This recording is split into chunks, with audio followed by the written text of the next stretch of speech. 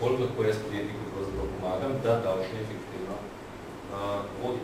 Če to pomeni, da bo pač mogel voditi evidence vložkov v razvoj, je najbolj, da jih jaz takrat, ko knjižam strošek razvoja, nakupljene tehnologije ali pa nekaj podobnega, že knjižam kar na to prav stroškovno del, stroškovno nosilc, zaradi tega zelo dobro potem v bilanci na klik dobu ven, ne pa da bom 30. marca ob 4 popoldne, nekaj mi pride ven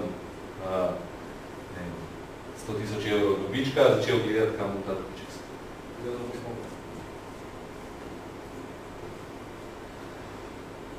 Druga dobra stvar, ki se nam pojavlja, je to, da se pravzaprav tukaj odpira en nov trg. In to je tak dost bogat, dost profitabilen trg.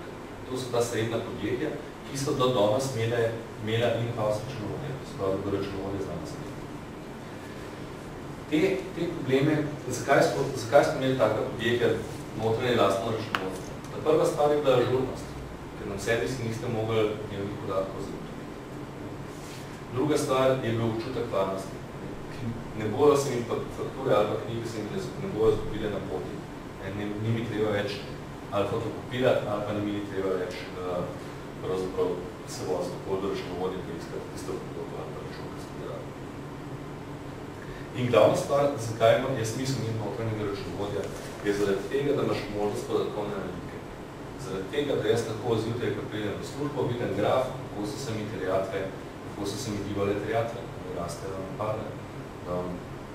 10 glavnih kupcev in to takoj rezultat, kakšna je njihova finančna disciplina, recimo, ali pa kakšen revenue dela, kaj je dela po pregovni skupini.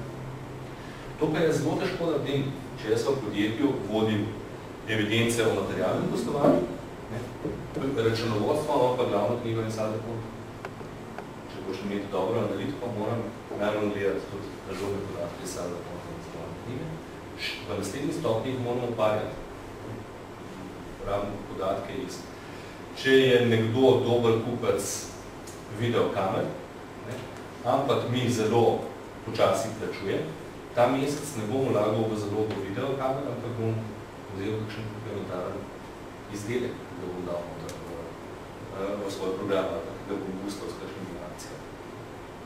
To so tiste stvari, ker mi spremta, recimo, je na konto karte za nekaj taka, mogoče boste s to lahko mu dali podjetniku že Excel, ta Excel bo on bo prepisal ali pa ta Excel vzel, pa ga rad naredil, cel pa ga dela. Cel pa ga dela na vaši strani, cel pa ga dela na podjetnikovi strani. Zato smo zdaj imeli računovodje v podjetju. Ampak, če smo prisiljeni nižati stroške, potem je ena od prvih stvari, ki jo gremo nižati za skupne stroške. Tudi računovodstvo. Zakaj? Zato, ker jaz še vedno mislim, da v računovodje v računovodskih podjetjih, zaradi tega, ker se najdete z stotinami vrst primerov, imate širši diapazon znanja, verjetno ste tudi bolj agilni, kot pa nek računovodje znotraj podjetja. In mogoče smo jaz potem razmišljali, zakaj bi imel 3 ljudi v računovodstvu, zakaj ne bi dali te funkcije outsourcanemu računovodskem servisu. Jasno?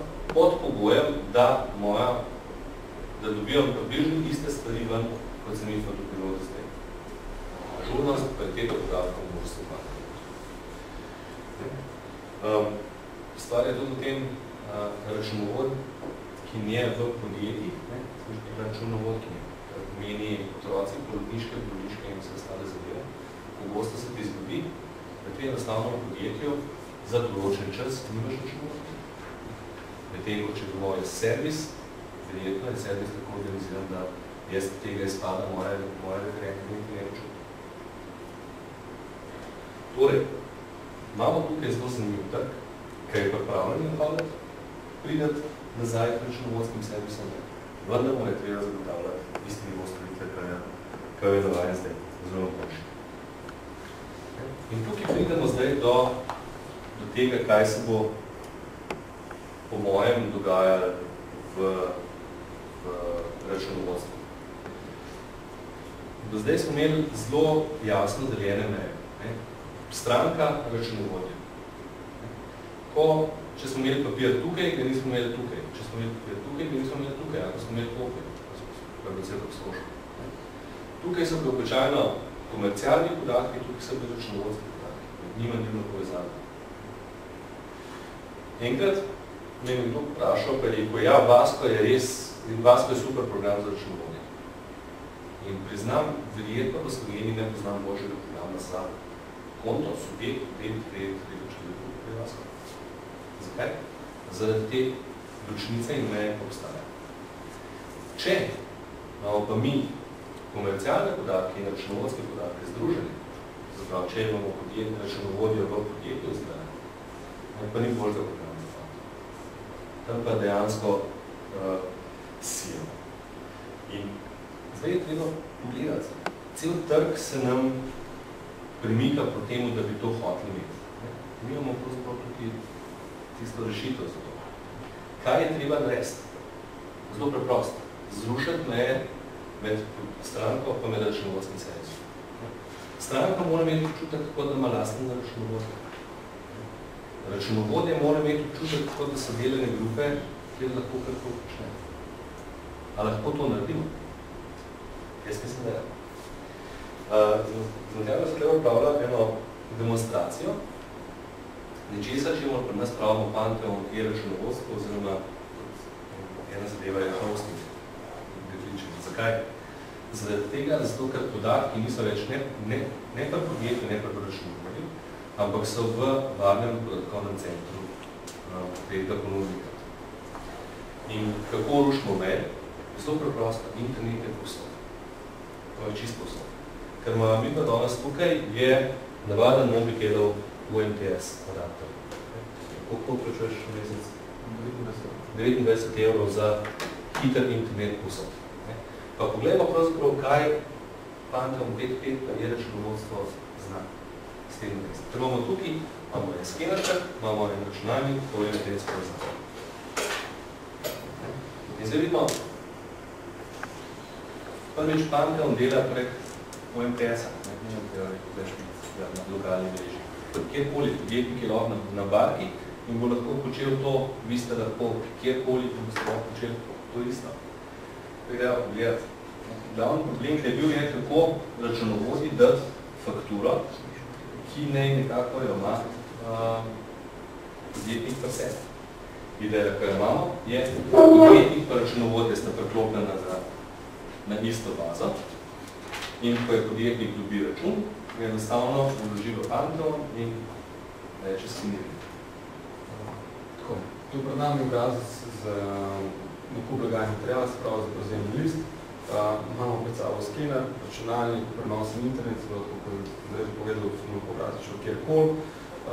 Dostopamo lahko pač iz tega računalnika pač kjerkoli do same podatkovne baze. Jaz smo to zdaj mi, naš računovodski servis, pač tisti, ki ima dostopne podatke in na podlagi tega lahko izdelamo prevzemni list in zraven pripnemo še dokument od našega dobavitelja in vse to skupaj povozimo v Pantheon. To smo ravno kar naredili. Se pravi, zraven te dobavnice, ki smo jo generirali, smo pripeli ta list in to lahko potem in mi, naš računovodski servis, v programu pogledamo. Tako, izberemo dokument, lahko jih več prepnemo gor, smo pač večstransko dobavnico, kliknemo prikaži in ta dokument, ki smo ga skenirali, imamo tudi v samem programu in lahko tudi vidimo mi, naš računovodja, pač tisti, ki ima dostop. To je nekaj, kar pravzaprav razlagamo že 3-4 leta. Ker imamo danes možnost, je to, da pravzaprav to delamo na vseh teh področjih. Glavna stvar, ki je bila, je, da ste zato včasih strali optike, pa zelo velik enih računalnikov tam znotraj v servisu. Danes, rabite naš druga, pa skener, priklopni internet, pa računalnik.